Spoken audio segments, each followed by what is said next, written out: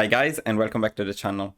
Now, today we're not actually going to play Hearts of Iron, but we're going to talk about the best DLC available for the game. Now, there are currently some nice discounts on Steam, so it may be the right chance to get some of these DLCs, and you may want to know which ones are the best, which ones are the must-have DLCs, which ones are just useful, which ones are situational, or maybe one is only for your country, it's your favorite country, so you may want to pick it, but for other people that's not as important. And of course, if you love Paradox, if you're worried about their finances, you can always give them some more money. Now, let's start with this last group. So I will put in the if you love Paradox category all of the soundtrack related, aesthetics related DLCs, which do not actually impact the game much. So let's go on and do that first of all. So this is an armor pack for the allies, this one for the axes, the speeches, the radio pack, music packs, and the Sabaton soundtrack, which by the way is fantastic. I'm not saying that these are bad DLCs, they just don't impact the game in any meaningful way. So this is just if you really like the game or if you really like Paradox, of course. Okay, now let's talk about the specific countries related ones. Now, these DLCs only affect certain countries. Now, let's start with Death or Dishonor. Now, what this does is it gives you some new focus trees with Hungary, Romania, Czechoslovakia, and Yugoslavia. So, of course, if you're interested in one of these countries, you may want to grab this DLC. In addition to that, though, and the reason I include it as the first in this group, we're going from left to right, from the most important to the least important. The reason I included it as the first one is that it also allows you to update and convert your older units or equipment, which is a nice thing to have. Other than that, the changes are not particularly relevant. Alright, next I'm going to put here Battle for the Bosphorus. Battle for the Bosphorus is a nice DLC to have if you're interested in Bulgaria, Greece, or Turkey. I recently made a guide for Turkey, I enjoyed it a lot, so I'm a bit partial to this one. For me, this was a very important DLC in the end. Other than that, it doesn't affect the game, so only if you're interested in these countries. And lastly, we are going to place here Together for Victory. Together for Victory changes the focus trees and events for Canada, Australia, New Zealand, India, and South Africa. Again, I would only suggest buying this one if you're interested in one of these countries.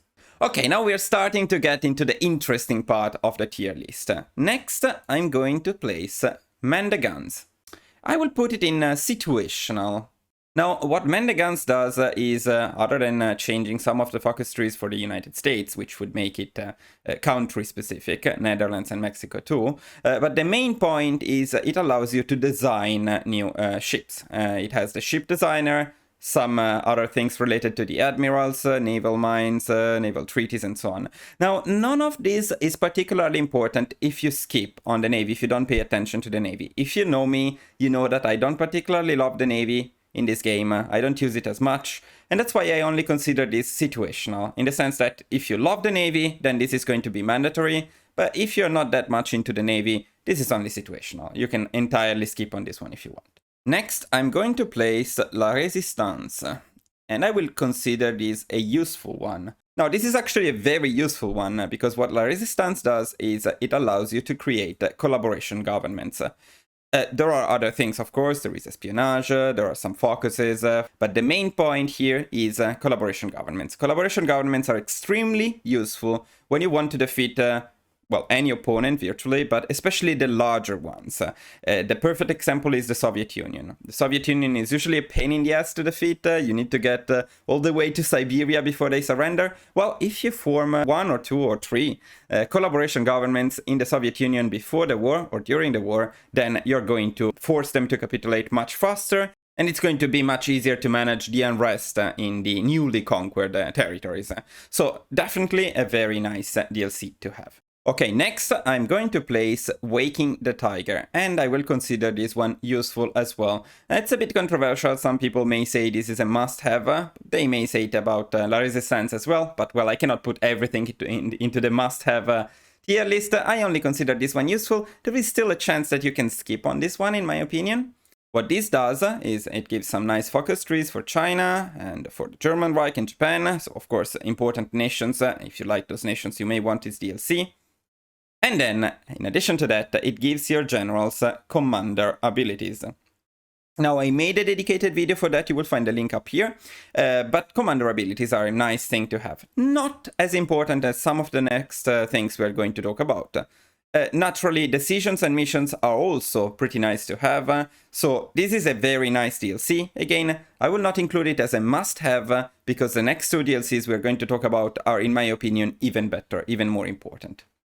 Now, this is going to be probably the most controversial choice in this tier list. I'm going to place By Blood Alone as the most important DLC in the game, the first into the must-have category.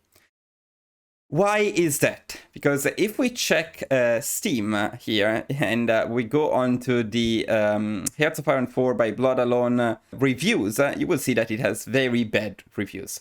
Now, people mostly complained about the fact that it's overpriced, which is arguably true, and that the content is not that great, especially the focus trees. Now, let's talk about it. Here we go. So what you get with By Blood Alone is a new focus tree for Italy, Ethiopia, and Switzerland. Yeah, these ones are maybe not great. The Italian one is pretty good in my opinion, but that's not the point. The point here, the only reason this is the most important DLC in my opinion, is the aircraft designer. Now, with By Blood Alone, you're allowed to design your own planes, and those planes designs can be much better than the AI ones. So this actually gives you a very relevant advantage in terms of gameplay. It affects the gameplay directly. And while there are other things that you can skip during a run, there is one thing that you never skip, and that is the aircraft designer. In every single run, whenever I play Hearts of Iron, I always use the aircraft designer. Of course, you can find my favorite designs. I will include the link up here, and you will see how those designs are much better than any AI created one. There are unit medals. I recently mentioned them in some of my videos. They are okay-ish, not the best. The embargo interaction is nothing crazy, but another very important thing is the new peace conference options. Now, not so much the demilitarized zones, but the ability to claim control of enemy resources or factories as war reparations. This is crazy, this is very big. So that's another reason this DLC is #1 in my tier list. If you recently saw my Soviet Union guide, you saw how I conquered the Netherlands. I got resource rights from the Dutch East Indies, and thanks to that we had an infinite amount of rubber. So again, very useful to have. Finally, No Step Back. This is a famous DLC. This has a good reputation, unlike By Blood Alone. It's another must-have DLC in my opinion. And the reason is quickly explained, and it is the tank designer. With the No Step Back DLC, you can design your own tanks. The same things we said about planes apply to tanks as well. Player design tanks are much better than the AI ones. Of course, again, I will include up here the link if you want to see my favorite designs. But yes, if only for the tank designer, this DLC would be still a must-have. In addition to that, you also have some other very nice things. You have the army spirits, which are very nice. You have railway guns, which are a bit situational, but can be nice. Of course, you have some new focuses, and you have some nice overall additions to the game. And with this, we concluded our tier list. So, if you love Paradox, are the music or graphics related ones. Then we have some DLCs that are only specific to some countries. Man the Guns, which is specific to the Navy, and I consider it situational because you can skip the Navy during your games. La Resistance and Waking the Tiger for the commander abilities, and the Collaboration Governments, very useful DLCs. And the must-have ones, mostly for the air designer and the tank designer, respectively. Now guys, I hope you enjoyed this tier list. Let me know in the comments if you agree with me or not, and what would you change. And whether you agree or not, this may be the right chance to grab some of these DLCs on Steam, as there are some good discounts. As you can see here, for me, By Blood Alone is discounted. It is 20% off, and of course it's in Japanese yen. Depending on where you live in the world, you may have different discounts, but this may be the right chance to buy some of these DLCs and make Paradox happy. Of course, I'm not sponsored by Paradox. Or I wouldn't have said that these DLCs are completely useless. That being said, don't forget to like the video, subscribe to the channel, and I will see you guys in the next one. Bye guys.